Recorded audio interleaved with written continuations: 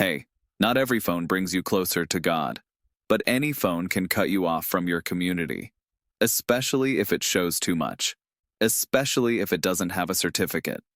In today's episode, we'll show you a world where every click can be a sin, where apps are subject to rabbinical censorship, where factory reset requires permission from a spiritual supervisor, and where a woman may be allowed to call, but not call on her own.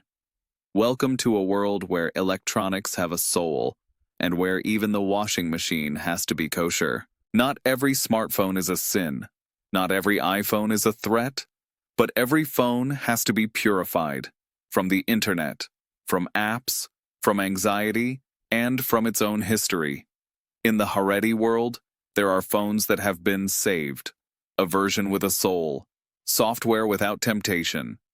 So-called kosher smartphones are a special category of devices, most often Androids that have undergone radical software surgery. No app store, no browser, frozen system, content filters, and only a handful of approved apps. Modifications are done by authorized Rabbinic service centers. Companies like Tagnet, Gatorphone, Chomatech offer ready-made solutions that meet all the guidelines, from hard system locks to full activity monitoring and central access management.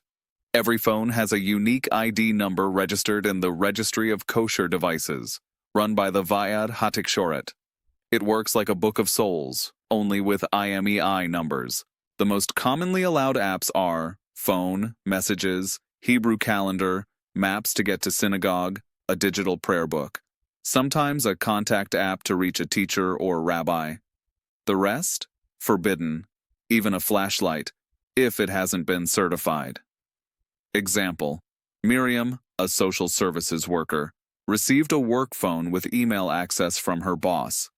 Her rabbi banned her from using it after hours. She got a second phone, a kosher one. When her child asked to watch a cartoon, the answer was, "This phone doesn't know what YouTube is." These devices cost more than regular smartphones, despite doing much less, because behind the filter stands trust, and trust is expensive, not only in money, in loyalty. Software versions are updated by a central office changing a password, only with authorization. Factory reset, only with rabbinic approval. Every user has a spiritual system administrator, like an IT admin and confessor rolled into one. Children get only under 18 versions, auto-blocking images, links, messages from unknown numbers. These phones look like normal ones, but are spiritually burned clean, literally. Before a phone is handed to a child, there's a blessing. May this device not distract from the study of Torah, and not bring impurity into this home. Such ceremonies are regular in some yeshivas. In the UK or US, you'll find parental controls, content filters, safety settings, but you won't find a full-blown software kashrut system woven into the fabric of a community with blessings and bans attached. This is not just a phone. It's a statement. I don't need everything. I only need what won't destroy my soul. And even if the battery is weak and the screen is dim, the screen is not supposed to be the light here the human is. In an age of digital whiteboards, e-learning, and Google Classroom, there are places where school looks like something from 100 years ago, not because there's no money, because there is a choice, a conviction that a screen hides the truth, and that a click destroys the concentration of the soul. In Haredi schools, technology is treated as a threat. In the education of girls, as unnecessary. In the education of boys, as an obstacle. The result? No computers, no projectors, no Wi-Fi, and if something does appear, it's under full spiritual control. Girls study from textbooks, often without illustrations. Boys, from Gemara, Mishnah, commentaries. Classes are frontal, old school.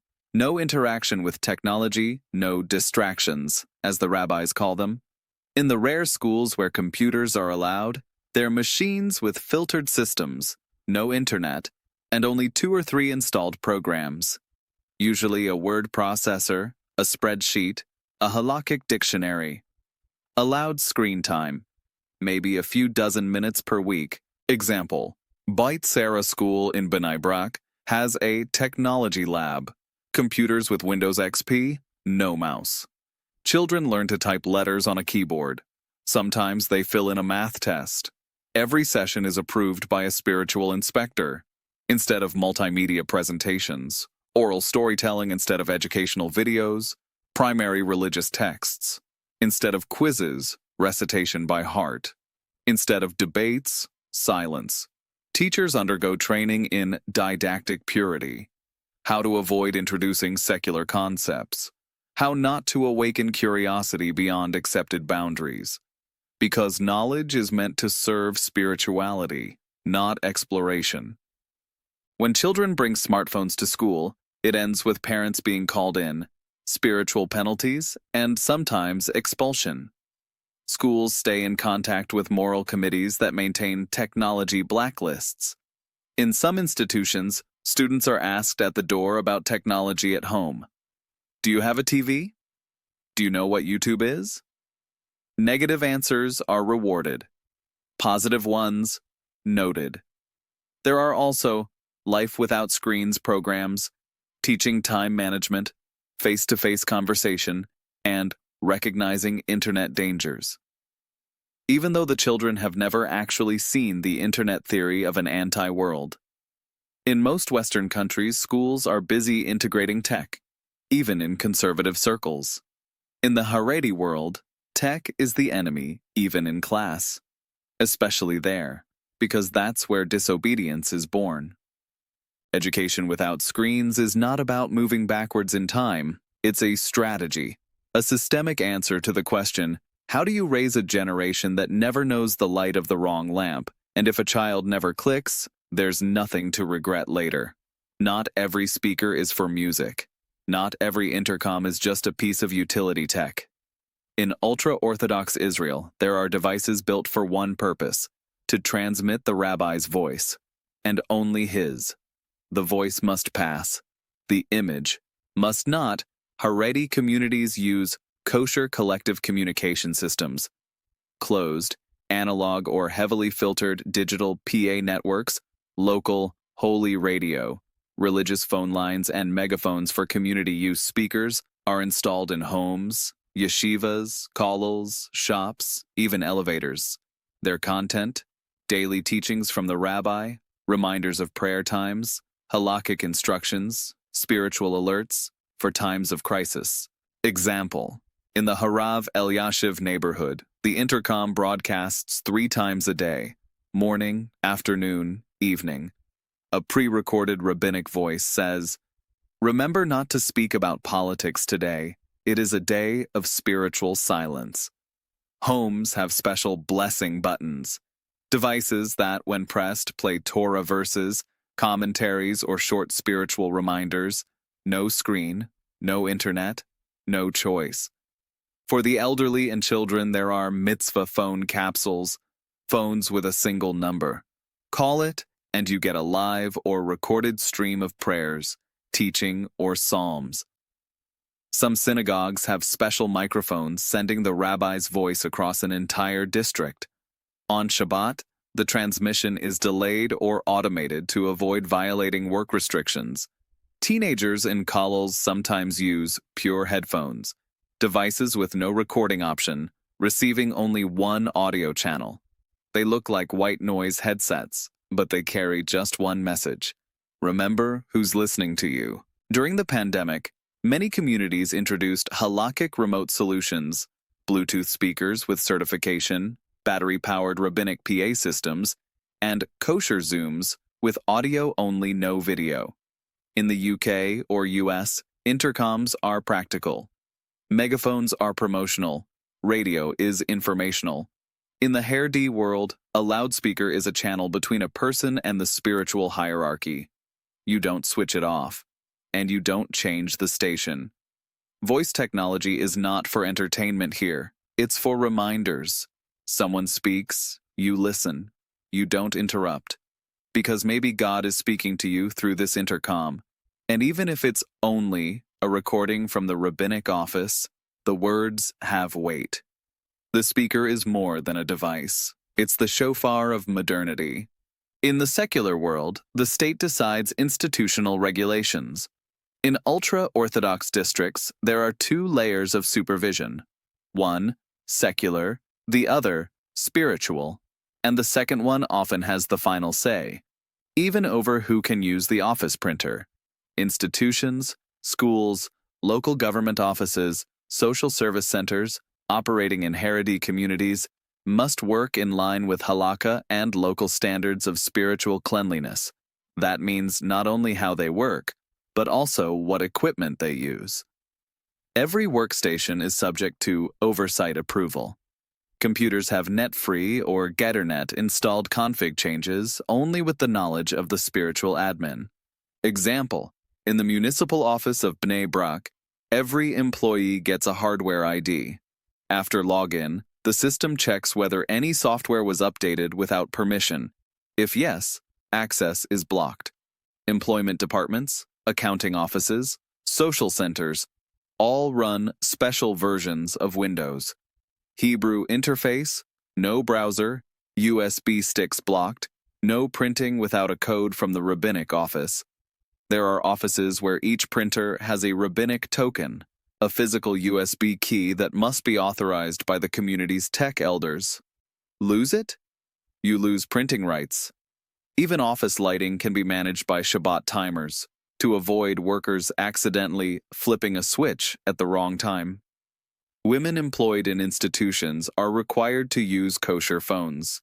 In some offices, they have separate workstations where hardware doesn't support voicemail or cameras. For purity of speech, example, Chana, working at a family support office, couldn't print a client report because the text contained citations from secular newspapers. The system flagged it as unapproved content. She had to go to a higher office to request permission for the printout. Local authorities cooperate with rabbinates to maintain spiritual neutrality of public equipment. That means supervised server rooms, filtered Wi-Fi, certified routers, and mandatory registration of every USB stick. In the UK or US, such procedures would be unthinkable in public administration. Tech oversight is secular IT. In the Haredi world, the state has to live with a parallel power, rabbis of the processors. In this world, even Word has to know Torah. Even a printer can't work without a certificate. And anyone logging into Excel knows that it's not just the boss watching. The rabbi might be too. If technology is a potential sin, then, according to many ultra-Orthodox interpretations, a woman is particularly vulnerable to its influence. That's why in the Haredi world, women's access to electronics is not an equality issue. It's a test of spiritual trust. Women are users under special supervision, not just when it comes to smartphones, but also computers, printers, music players, even washing machines and mixers. If they have too modern features, most commonly they're given kosher phones, limited function handsets with no SMS, no camera, no internet. In some neighborhoods, a woman cannot buy a phone without her husband's or local rabbi's approval. Example, Sarah, 35, runs a home business baking challah on order. When she tried to set up a profile in a delivery app, her husband took her to the rabbi. The verdict: this could destroy your modesty. She had to go back to notebook and pen. Women teaching in religious schools are not allowed to use a computer on their own. Materials are provided by a Halakhic supervisor. Printing? Only from approved sources. Editing content? Forbidden. Children are taught that a woman shouldn't look at a screen for too long. Screens are sometimes covered with sheer fabric when a woman uses them. For spiritual protection. Women in offices work at special stations, where printers have only basic functions, and network access is agreed jointly with IT and spiritual supervisors. Any attempt to send an email outside the system is logged and reported. Daughters of rabbis are handled with extreme caution. No access to media. If they learn English, they cannot read anything beyond an approved spiritual canon. In some girls' seminaries, they are not allowed to listen even to instrumental music. even as audio files with no images. Communities have committees for women's spiritual tech, checking whether they've fallen for novelties. A woman who installs a health app may be summoned, yes, even if it's just a period tracker. In most Western religious environments, technology might be regulated, but rarely strictly by gender. In the Haredi world, it's standard, because as some rabbis say, technology undresses a woman spiritually too easily. In a world where access to technology is a privilege, woman is the exception to the rule. She may call, she may print, she may click once, but only when someone else has already decided what's safe to click. Her hand doesn't touch, and if it does, it's under watchful eyes, and only what's approved. Not every technology in the Haredi world is suspect. Not every app is banned. There are also those who don't reject the digital world at all. They try to save it, to build its clean version, one that doesn't lead to sin, but to salvation. In Israel, there's a growing sector of spiritual startups, tech firms built by religious programmers, engineers, and rabbinic consultants. Their goal: develop software, hardware, and systems that align with Halakha. The best-known institutions include Machan Zomet and similar Halakhic tech centers, and there's a growing number of smaller initiatives like kosher-tech, Halakhic Soft, .net. Their products: certified routers, next-gen Shabbat timers, software for Halakhic accounting. Example: the app Hezkuni, Strengthen Me, a spiritual calendar and day manager that not only reminds you of commandments but also limits time for secular activity. After 15 minutes of phone use, the screen goes dark and shows a prayer. Another example: Torah Drive, a spiritual external drive. It stores only content approved by a rabbinic authority. You can't copy films, music, or random PDFs onto it without authorization. It works only with kosher systems. Programmers in these companies work under rabbinic blessing. Every line of code can be checked for spiritual influence. The main question is not, does it work? But, does it harm the soul? Most projects are built in closed tech parks, in places like Elad, Beitar Illit, Kiryat Sefer. Entry requires permission. Visitors have to pass moral filtering and sign a commitment to spiritual discipline at work. The technologies are not patented in the usual way.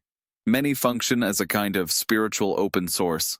Rabbis share halakhic guidelines, engineers implement them, the community tests.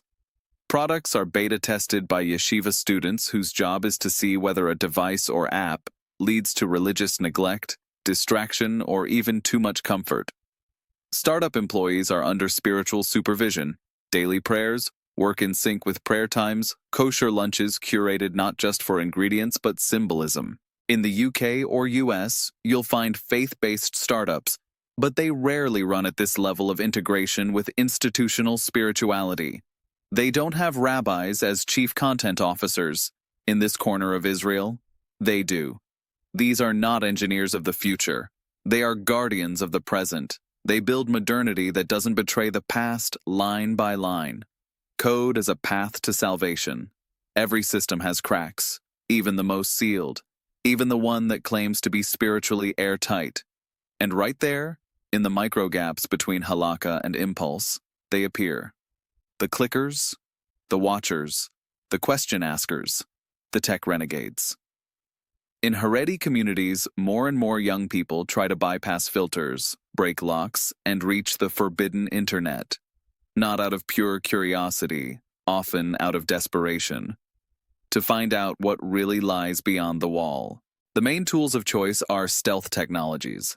Hidden Wi-Fi hotspots, modified USB sticks, laptops smuggled from outside the neighborhood, usually from Tel Aviv, Petah Tikva, sometimes even from abroad.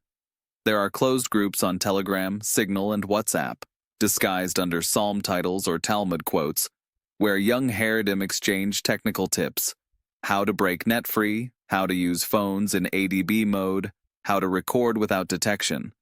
Some use developer mode to remove monitoring apps. Others boot devices from SD cards with alternative systems. But everyone knows, If you get caught, it's not just social exile, it's spiritual sabotage. Moral committees track MAC addresses, sniff Wi-Fi, monitor Bluetooth activity. In some areas, there are tech inspector patrols, people with authority to check phones at the entrance to schools and synagogues. Extreme scenes happen: laptops smashed with hammers by fathers, smartphones thrown into the mikveh, a boy tied to a chair so he can't reach the internet, a girl sent to an aunt in another city because she liked a liberal female rabbi's page.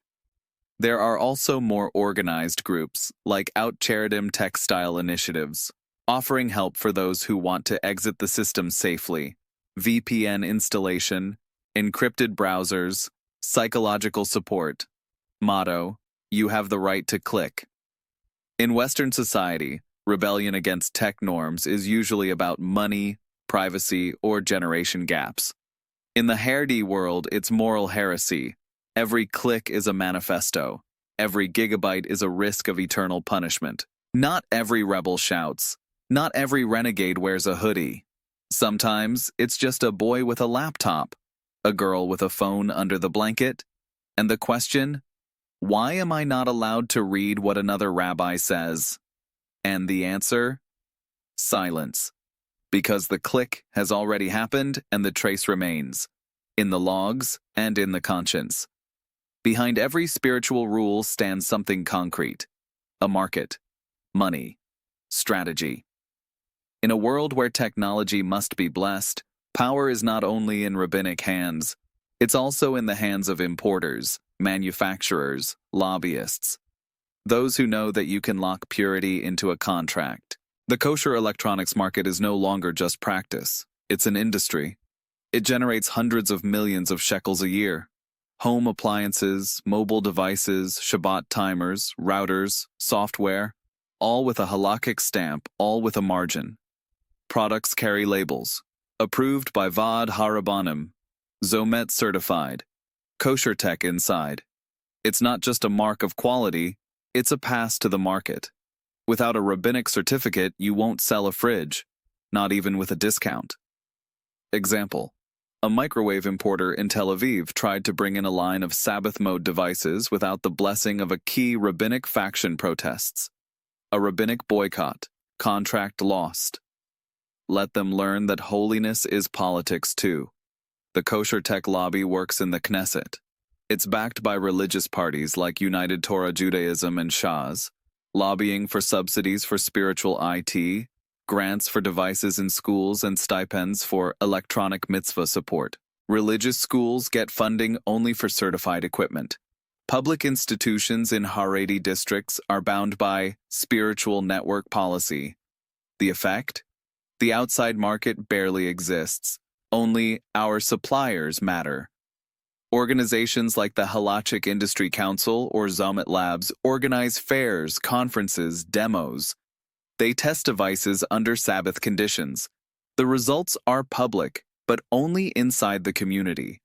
Outsiders won't understand what makes one timer good and another too modern. Introducing tech without rabbinic approval risks boycotts, public condemnations, even negative campaigns in religious papers. Kosher hardware is a brand. A brand needs a certificate. A certificate brings influence. Influence brings votes. Communities buy in bulk, on special terms. Rabbis negotiate discounts. Vendors know a blessing is the best marketing tool. In most Western markets, product standards are secular. In these Israeli neighborhoods, they are spiritual legislation. If a product doesn't meet halakhic requirements, it's not illegal by state law. It's illegal by communal law, which sometimes matters more.